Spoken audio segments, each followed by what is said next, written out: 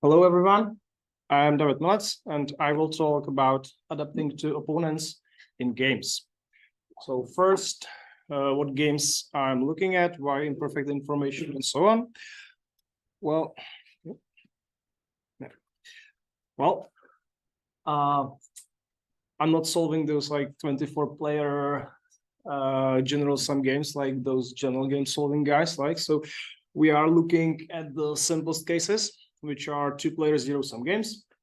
And if we would consider perfect information, zero-sum 2-player games, then we can't really do anything in terms of changing our strategies to exploit the opponents, because when we have optimal strategy in perfect information game, we already exploit the opponents everywhere, because every state we can act in it without really looking at the history. And when the opponent made some mistake, we will exploit it because we will play perfect strategy. So that's why we are looking at the imperfect information games, and that's where it gets interesting. If we look at some super small, simple, imperfect information games, we have rock, paper, scissors, right? There, the optimal strategy, the equilibrium, is to play rock, paper, and scissors uniformly. If we play that, we, in the long term, will get expected utility 0, and no matter who plays against us, we will always get 0. On the other hand, if the opponent is really bad, so he's playing rock, like super cute rock, but still just rock, which is exploitable, then we will again get value 0. But if we change our strategy and we compute somewhere else, and we compute best response, then against rock, we get value 1. So it's pretty big difference, right?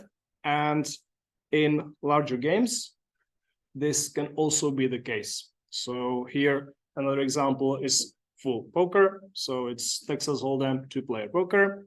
And if we use some big algorithms, so something like deep stack continual resolving, we are just approximating the Nash equilibrium, and we are also just approximating the value, because we only can play games and look at how we will do. We are around 0, and that's pretty bad considering that we are playing Slumbot, which, using some heuristics or some even rule-based strategies, can be exploited by a lot. So this is already using my method, which I will talk a bit about later, but we can exploit the Slumbot by 177. So it's much more exploitable than if the player just look at the cards and just fold it every hand. So it's super bad strategy, but this strong algorithm cannot exploit it at all. Of course, computing best response is kind of easy, not that easy in large games, but still pretty easy. However, the problem is that if we fully exploit the one opponent that we modeled, we are really exploitable. So if we play, for example, different opponents, or even if just we model something and the model is a bit off, then the performance can go down really steep. That's why we can look at some combinations of the Nash equilibrium, so like the optimal unexploitable strategy and the best response. Now I will explain this graph. Don't worry. Megabyte per hour. Yeah. Internet speed. I know. It's milli big blinds per hand because it's poker, but it's not that important. Well, it's just some numbers, how much we win and how much we lose, right? And if we would just combine, which would be like the easiest easiest thing to think about. If we just take the best response, which is most exploiting, and the Nash equilibrium, and we would just say, okay, now we want to be only a bit exploitable, so we do linear combination, and we will play, I don't know, 25% of best response and 75% of Nash equilibrium. Then we would connect those linearly. So there is a method called restricted Nash response, which does something different, and the curve is what they can achieve. So we have some parameter, and if you shift that parameter, you go towards the exploitation, and you can start exploiting the opponent a lot without risking too much. Now this is applicable to small games. It's all like work that it's done, and what I'm doing is extending it to larger games. So for example, the full poker. Now I'll take a quick detour just to talk about evaluation of those algorithms, because there's a lot of papers, even accepted to some really good conferences, and what I think is that they don't really show the full evaluation. So what I think should be done in the evaluation of those algorithms is something what I call gain, which is how much we exploit that one particular strategy that we play against, right? So exploit the utility against the opponent. Then what should be there is how much some optimal strategy, Nash equilibrium, will get against that opponent, because it kind of shows structure of the game, how hard in the game is to exploit the opponent, or even how hard is the opponent to exploit. Then, of course, we should compare against the best response or some approximation, because that's the upper bound, how much we can achieve maximally, and then we need to report our exploitability, so how much we are open to be exploited by some worst case adversary, which would know our strategy. So this is example of a paper which used one form of evaluation, which is not that bad, but there are something's missing, and they are just showing percentage of best response. So they are showing gain, they are showing best response, but they don't really show how much the Nash equilibrium would get, and they don't show exploitability, which in this case is fine because it was only about the full exploitation. Then there was this another paper accepted to NeurIPS, which you I think probably know, and they wrote really nice paper. It was explained really well, and they had those results. So what does that mean? They have their method, which the best one is the orange, and they show both exploitability and evaluation, which is also correct, fine, and they compare it with blueprint, which is Nash equilibrium, and when Nash equilibrium plays against some opponent, it gets this, and when they play against the opponent, they get slightly more. So it works, right? Yes, it got accepted. Now, when we were doing our method, we re-implemented their method and included all the values. Now their method is this one. And we can see that when we include the best response, so the upper bound, they don't actually exploit the opponent that much, right?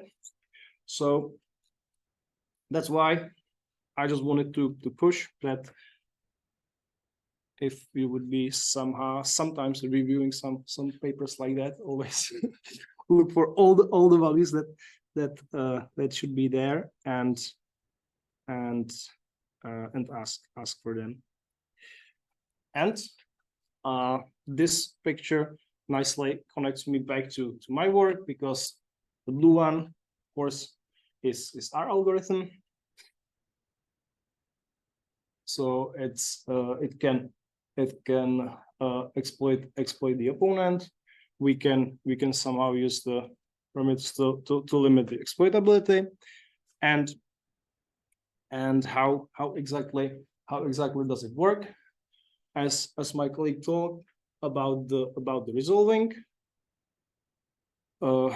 we two things that we do is that first we use the value function, and to exploit the opponents, we do is we have some part of the game where we consider that opponent and we compute a strategy against them, and in the rest of the game we assume that both players continue perfectly. So that's one simplification, because otherwise we would need value function for all possible opponents, and that's simply infeasible. And the other thing that we do is based on the restricted mesh response, and that's when we compute the robust responses. We consider both the fixed model of the opponent and some opponent that's completely rational, and we mix between them and compute strategy against that mix. It's a bit simplified, but going into detail would be bit hard. So this is just summary. I won't be really talking about it. You can read it, and if you have any questions, you can ask, or we can talk about that later. Yeah. And you assume a fixed opponent, right? Yes. Isn't that like a important part of this idea of exploiting the opponent, that you should essentially assume that the opponent also keeps evolving over time, so that. Yep. Like, yeah, yep. Okay. So the question is that we are using fixed opponents, so we are ignoring that the opponent is evolving, and the answer is that this is like a part of the full picture.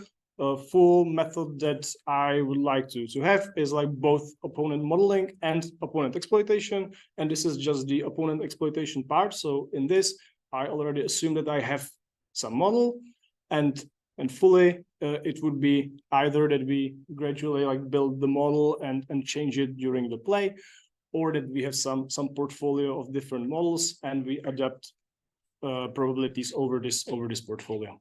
Thank you. It's basically very kind of common in this impression of how do you build the model of the opponent, right? And as far as understood, now you don't build the model, you assume that it's fixed. Yes, exactly.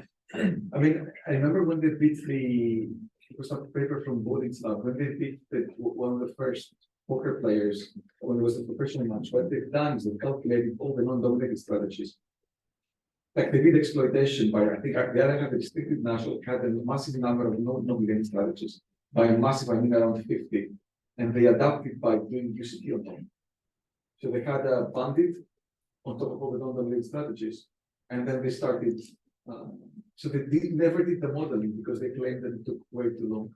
So maybe, yeah. Thank you. Yeah, that's the implicit modeling approach. That's like what he meant by creating a portfolio and then just picking the right one. So that's certainly one thing to consider, but in these really large games, like just building a whole portfolio of different strategies for the whole game is also infeasible. So that's why we are looking at how to approximate a portfolio doing the loop-ahead search only. So we would have like just optimal value function, but then create a portfolio locally. What is the large game? No limit Texas model, like Yeah. 10 to the power of 180. Yeah, it's like what decision points. it's kind of like the distinction is like, can we fit the game into memory and compute it all at once, or not? Because then we have to somehow split it and compute only the part, and do something with the rest. So we need to use the value function or something else, but maybe. Yep. Okay, thank you. Thank you.